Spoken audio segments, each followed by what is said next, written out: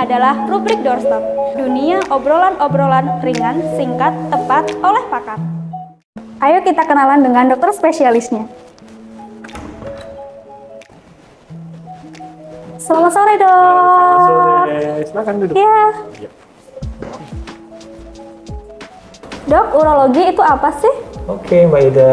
Jadi, urologi itu adalah cabang dari ilmu kedokteran yang mempelajari tentang saluran kencing. Dari ginjal, kemudian dari ureter, salurannya, kemudian kandung kemih, sampai dengan saluran uretra pada wanita dan pada pria. Kita juga mempelajari tentang genital atau alat kelamin pada pria. Oh ya, Dok, kasus apa saja yang biasanya terjadi di klinik urologi? Oke, jadi di klinik urologi kita melayani berbagai macam penyakit yang berkaitan dengan urologi. Apa sih, Mbak, misalnya? Ya, biasanya misalnya batu itu di mana? Batu di ginjal, batu di saluran kencing ureter, atau batu di kandung kemih, bahkan sampai di batu di uretra atau saluran kencing yang bagian bawah. Nah, kita juga bisa menangani misalnya prostat, pasien yang kencingnya tidak lancar, pasien yang sering kencing pada laki-laki biasanya nih. Nah, nanti kita bisa tangani. Nah, kemudian misalnya pasien-pasien yang sunat, ya pada anak-anak kita juga bisa menangani. Kemudian pasien-pasien yang mengalami gangguan kesuburan pada laki-laki khususnya. Kemudian juga ada misalnya ada tumor atau benjolan di daerah saluran kencing, misalnya di daerah ginjal. Kemudian juga ada tumor di bagian testis. Ya, kita juga bisa menangani. Dok, di Kebumen sendiri kan banyak penyakit batu saluran kencing. Untuk penanganannya itu bagaimana nih, Dok? Oke, jadi Mbak Ida, udah teman-teman semuanya, kalau ada kasus batu saluran kencing, kita harus tahu nih batunya di mana letaknya. Misalnya batu di ginjal, kita bisa melakukan dengan menembakkan suatu gelombang, namanya gelombang ultrason, ya, atau gelombang kejut.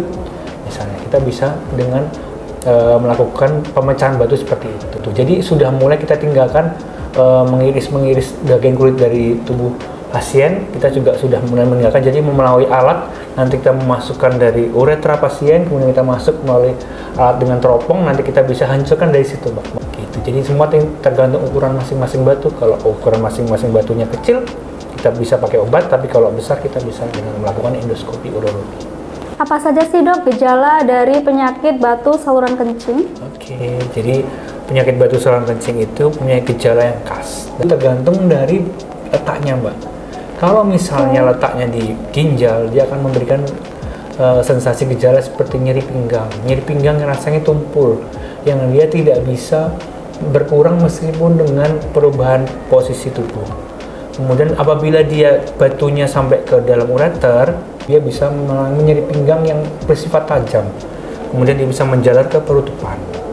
Nah, apabila batunya sampai ke dalam kandung kemih, dia bisa memberikan nuansa seperti kencingnya tidak lancar, atau pipisnya juga bisa keruh. Nah, bila batu sampai ke uretra atau saluran kencing paling bawah, dia bisa menyumbat atau sampai tadi Mbak bilang sampai dengan retensi urin. Begitu ya.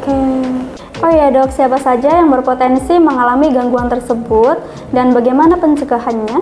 Ya, jadi faktor pembentukan batu itu dibedakan menjadi dua. Ada faktor ekstrinsik dan intrinsik. Ya, intrinsik dulu ini faktor yang mempengaruhi adalah apakah dia faktor keturunan, apakah dia usia, dan jenis kelamin. Nah, keturunan ini misalnya kalau misalnya orang tuanya ini ada faktor-faktor pembentukan batu, bakat-bakat batu di saluran kencing bisa menurun ke anaknya. Yang kedua, usia. Nah, usia paling banyak itu menyerang pada usia antara 30 sampai 50 tahun. Ya. Kemudian yang ketiga adalah jenis kelamin. Nah, laki-laki ini tiga kali lebih banyak dan lebih berpotensi karena faktor metabolisme dan sebagainya.